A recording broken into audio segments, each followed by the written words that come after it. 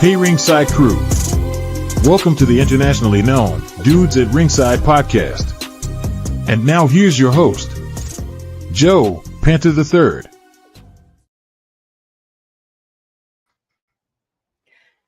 Happy 316 Day, everybody.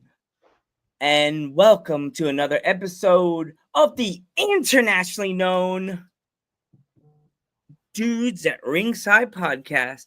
I am Joe Panther III, and Ringside crew, you are in for a treat. I have a gentleman that is coming from the darkest parts of your fears.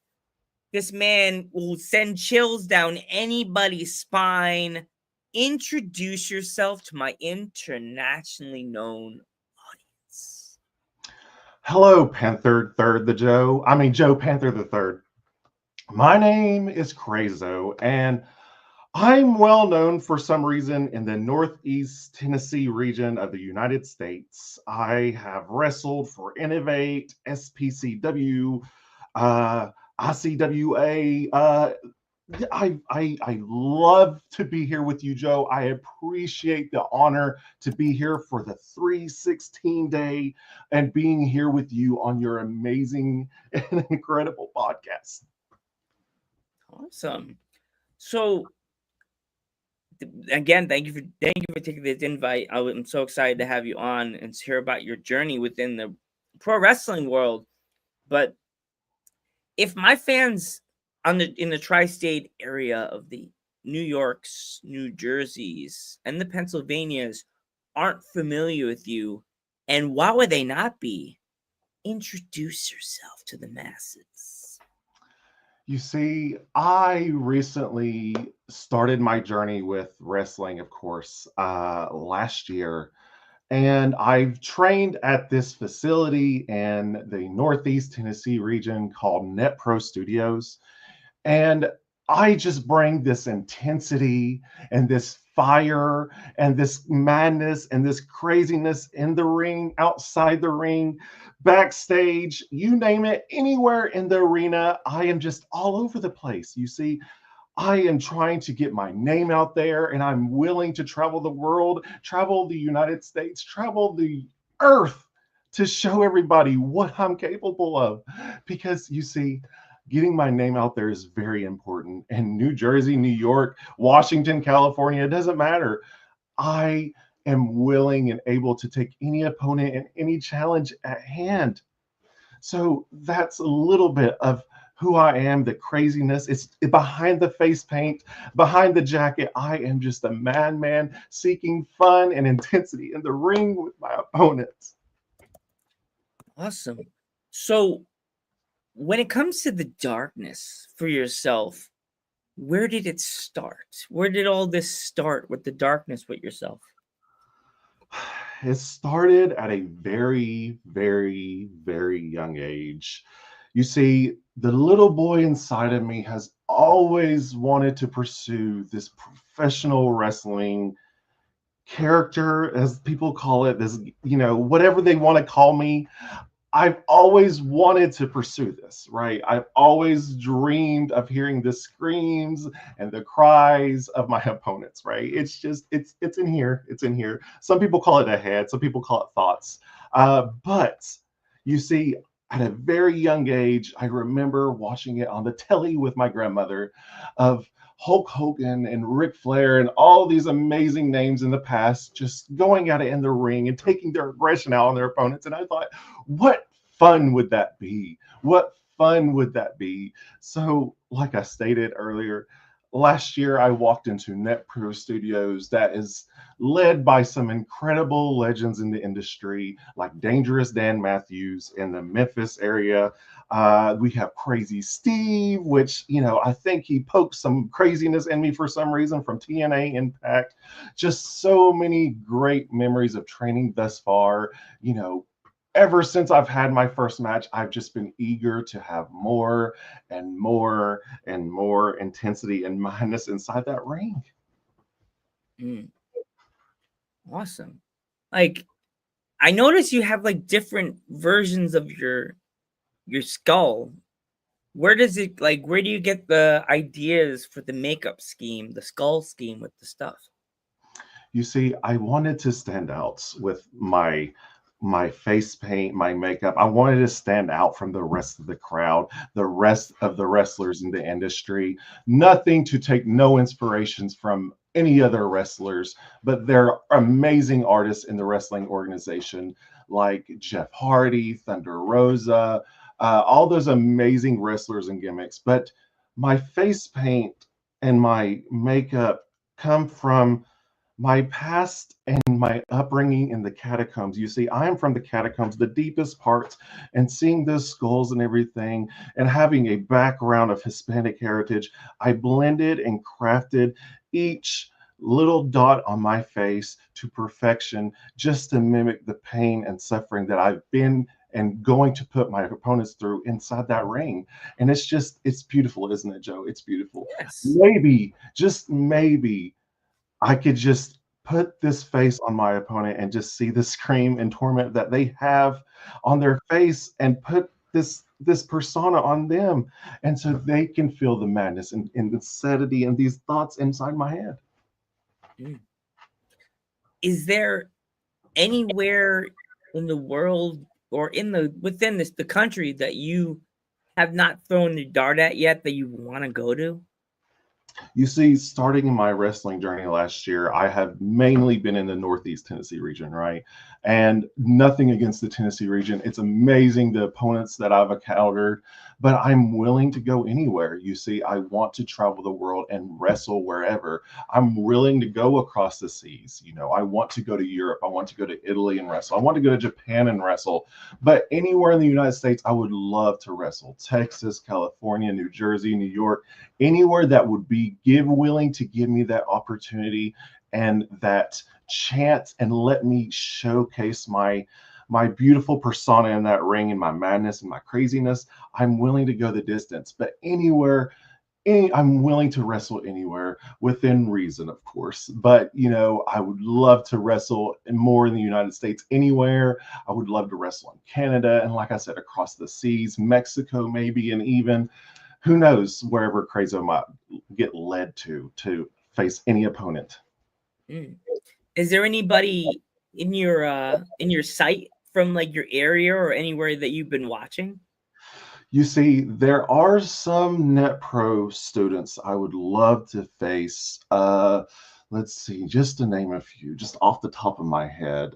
There's a gentleman, his name is Ryan Austin. You see, he's part of this tag team called the Underrated Youth, and nothing against him. He's done me dirty in the past, but I want to get back to him inside that ring, and I want to have my chance with him one-on-one and tell him how I truly feel inside that ring and give him the match that he deserves in that pain and suffering, you see. And then there's this shining star inside of Net Pro Studios called Bishop Tongaloa. I believe that's how you mention his name or state his name.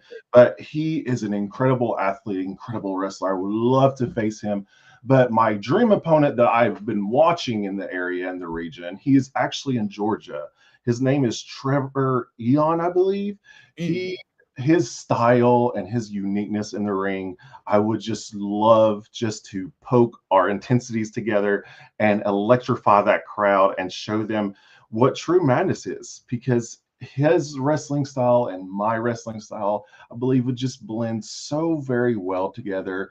And the only other thing I can think of is to get my rematch against the faction that did me so dirty last Saturday. But I'm willing to give them the benefit of the doubt and forgive them if they give me that next opportunity, because I feel like we have some unsettled business together. So I noticed in a lot of your pictures you have a lot of fans that like of yours. Do you have a nickname for your fans yet, or is it just the fans? You see, if I could think of a nickname, Joe, you could help me with this. What Oh, I could think of the skull pit. The skull pit, I would love to call them that.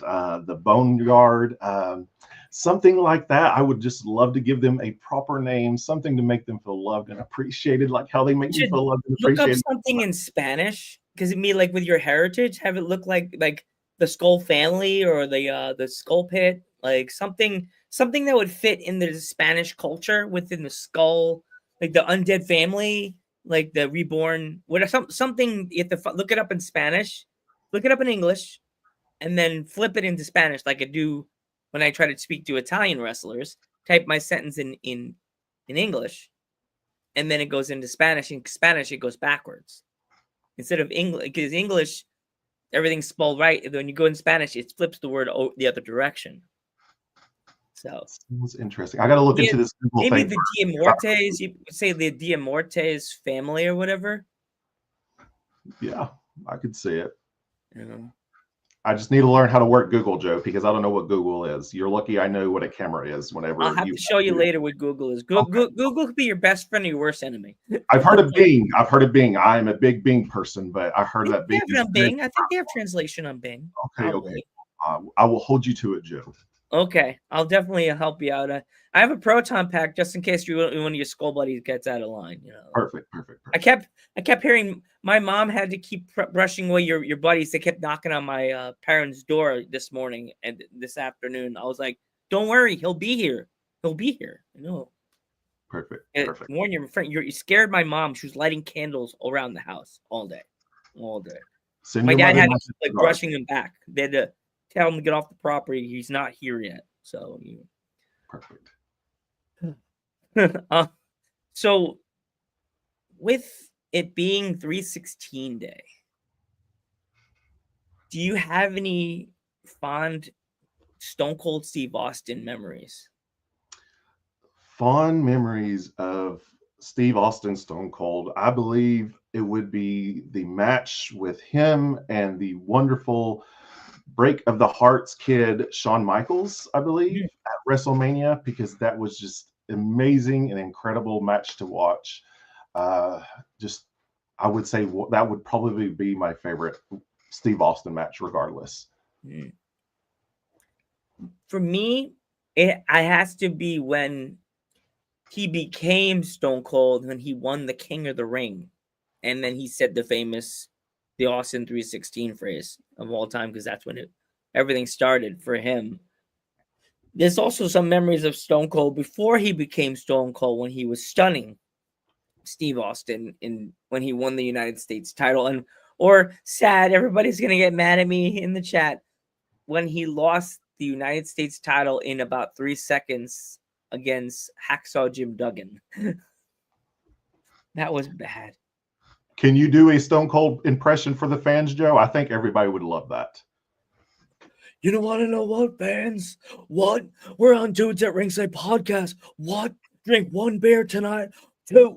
What? Drink 2 beers tonight. What? Drink a whiskey. What? Chase that with another beer. What?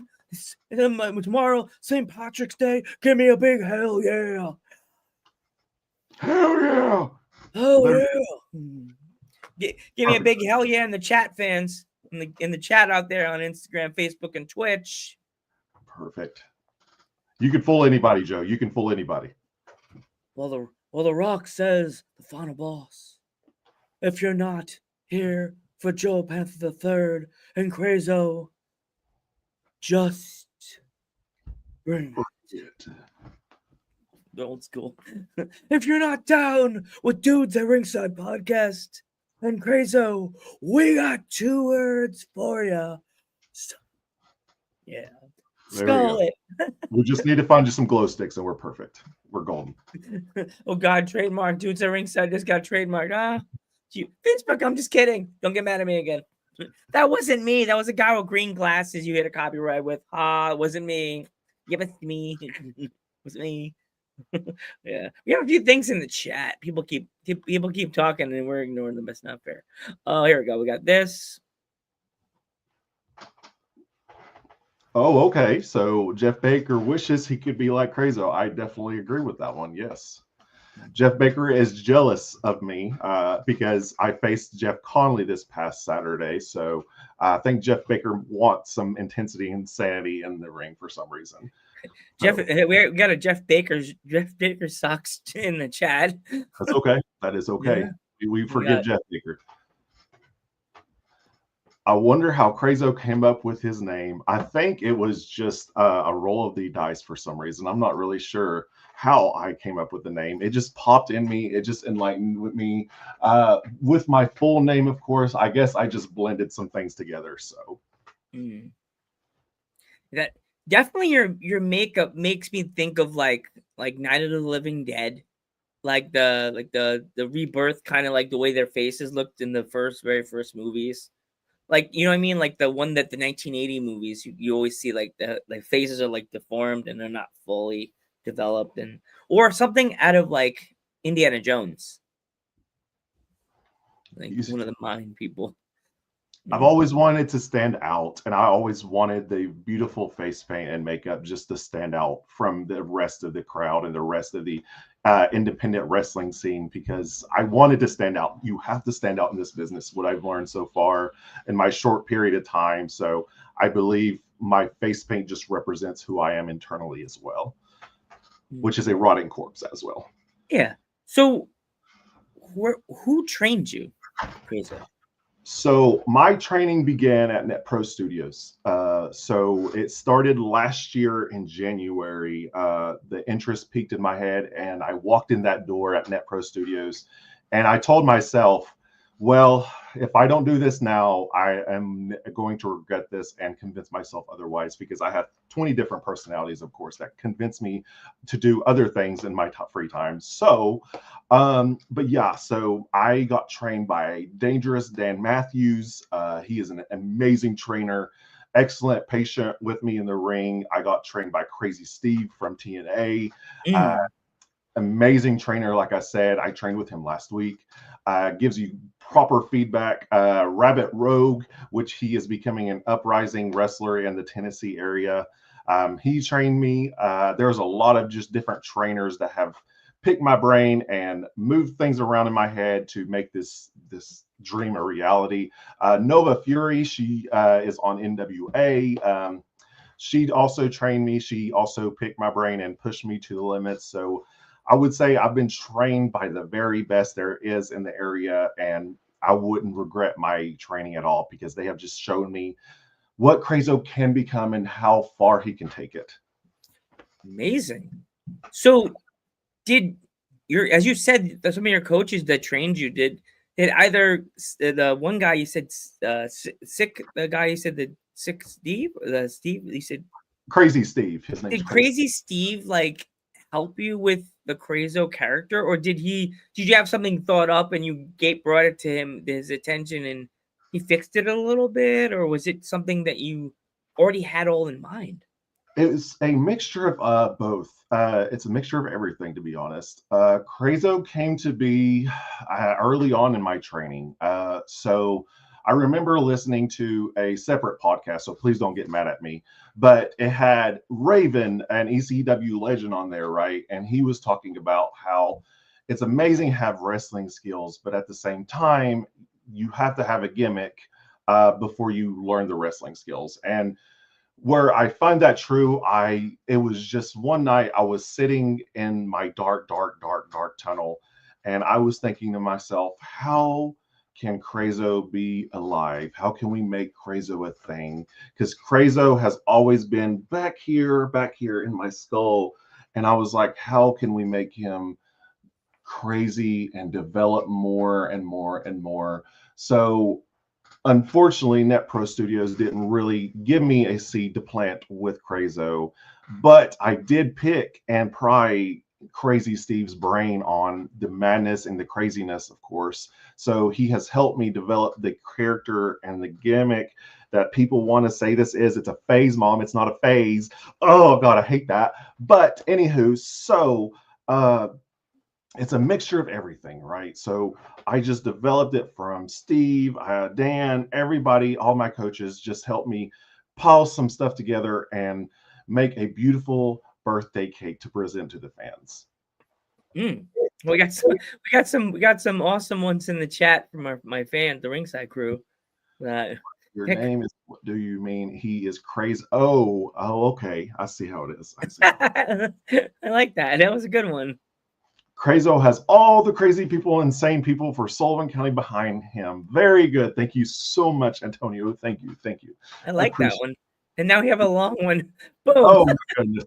Can Very hide you surprised to there. see CRAZO in an office. Mr. Panther must be very important. Last time I saw him, he was rocking back and forth on a mattress, petting a skull head. Glad he cleaned up for your show. Well, you see, Mr. Eric, this is not just any ordinary office, right? In the catacombs, I had built some walls and some doors behind me to make this place livable. So thank you so much, Eric, for pointing out that I am in a beautiful office in my very beautiful catacombs cave. Well, he cleans up. He knows how to build things really fast in the catacombs, you know? I have to. I watched Minecraft and I play Minecraft, so it's okay. Minecraft's a fun game. Here we go. I think he locked in. There we go. That's perfect. Perfect. Yeah. So yeah, like you said you play the game you just said you play. Like how long have you been playing those games? Because I know a lot of people play those games. I remember playing Minecraft on the Game Boy Color when it came out. And then Fortnite was on the PlayStation 1, I believe, right? Or am I thinking about the wrong things? I think so. I'm not too sure. Okay. Maybe anybody in the chat knows about that? I'm sure Eric has very good observation skills that he said. It's a fake office green screen. She's great. I love this. Perfect. It's a fake office behind me. Green Don't mind screen. the paintings or anything. It's fine. As long as a cat or a dog doesn't accidentally, or a big animal doesn't accidentally walk behind you and it ruins the whole green screen. You ever see it? I don't want the green screen is very detailed. I worked very hard on my green screen. Oh, wait, we have a response. He plays Furry Simulator on the PS4. I'm not sure what that is, but thank you for it. I will have to look that up on the Google that Mr. Panther is going to show me later. Yes, I'll show it to you later. You'll find me a lot randomly. Oh boy. Only friends. Joe OnlyFans. You're gonna find me on my Joe OnlyFans. Okay, perfect. World knows about the Joe OnlyFans now. PlayStation 4. He has a PlayStation 5. I only have a PlayStation 1, so it's okay. It's okay.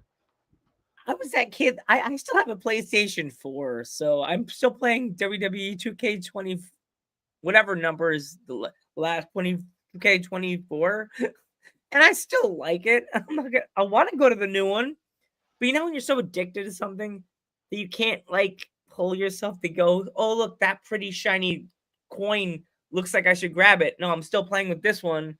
This one is not broken. This one still looks shiny and new. So I can't get rid of it. It's okay. I've been playing Here Comes the Pain, so I'm sure that game is old to all these other young ones that are watching. There's people on Twitch that are actually still streaming that game. So cult classic, very cult classic. I still have a memory card from my PlayStation. If I wanted to go on, I could just go on and be myself in the past few old. Remember when PlayStation had a memory card? Yeah, I still have memory cards from the old SmackDowns that I can just pop in and be like, any of them would have myself still, and all my friends from college that I haven't talked to for like 20 something years, and all their characters are still stuck in animation frozen on a memory card. Like, it's okay. I wonder how long that lasts.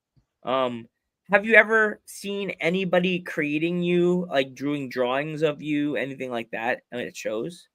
No, I have not. I have not had the pleasure of that yet. I've had some fans create me some arts and crafts, which are very beautiful and very just, I would say I'm honored to have those gifts from these fans out in the crowd to hand them to me.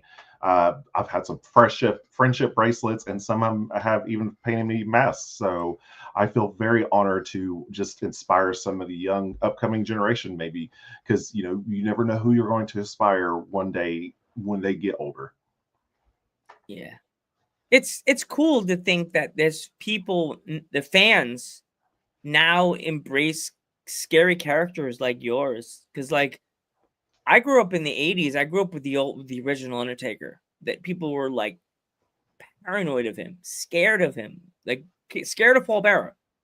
And then Papa Shango showed up on the scene, and not many people wanted to be near Papa Shango. They had a segment that one of the guys was joking about Papa Shango, and a light dropped behind him. So I could see, as you said, the fans give you things. Wrestling has changed. Back in the day, your character would be feared, and nobody would even go near you. Like, nope, something's wrong with that guy. Okay, it's okay. I've only went to a mental asylum. I would say however many of these fingers are, right? I've only went to a few mental asylums, so it's fine. It's fine. I have a punch card. My next visit is free, thankfully, because they declined my Visa card last time. So I have a punch card that is free for one more visit. So I'm good. Okay. Yeah. But yeah, it's cool to see that the dark characters are now getting booked more than others. So with your character being so dark, have you ever thought of being in a stable or being a leader of a stable, kind of like a Wyatt family or anything cool like that? I would love to lead a stable or a faction of some sort if that opportunity arises, right? It just depends on the promotion I go to and who is willing to follow my madness and my craziness. It just depends on who's willing to take that chance because, like I said, I'm willing to go wherever what promotion wants me and needs me and just show how crazy CRAZO can get and lead a faction or a tag team or a stable. I'm willing to do that. I'm ready to be that leader if that opportunity arose. So Forbidden Door style, if you had a chance to start a stable, any doors from any era of wrestling, who would be in your super scary stable? Any generation of any time, goodness gracious, that's just a loaded question. You see, I have so many people that comes to mind when I think of that. I would say the first one, of course, is the Undertaker from when he very first started. Right, people feared him. I would just pick and choose from probably each and every era, right? Raven would be a great addition to my stable or my faction. And then I would say Bray Wyatt would be an excellent member as well, because we would all have that intensity and that craziness, right? And if we wanted to spice a little bit more things into it, maybe Brian Pillman, who knows? Just a lot of madness and crazy in just one little group would just bring the wrestling world down. And have, like, you know how Vince did that, pulled the tent off it, the thing off the hood of his head, and the leader of the whole group be Papa Shango because he's already Skull. Perfect. I like it. He'd be like, "It was me the whole time. It was me, Austin, the whole time." Like, Perfect. that made me so mad when that happened. I was like, "Are you kidding me?" Like, they did the camera trick. They had Vince on the Titantron and then pull the thing back, and it's Vince. I was like,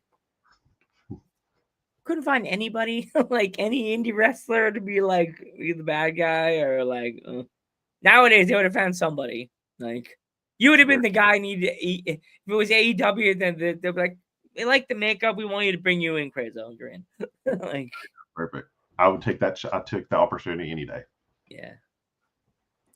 So, okay, we got to go back to the chat. Some more. Doesn't he have a mini dog warrior or something? Who knows? I'm not sure if I have a dog or a owner. If the dog owns me, so it's fine. Sure, it's a dog. I thought it was a mutant. Okay, well, Yeah, maybe it is. could be. We are all a little crazy. Reminds me of a Stephen King's essay, "Why We Crave Horror Movies." We do. We all crave horror movies. I would love to see him in a movie that would be fire. Awesome. I would love to be in a film as well. I'm not sure what the film would be called, but I think CRAZO is crazier than that. Good questions, good ideas. I don't know what that is. A cat in a box?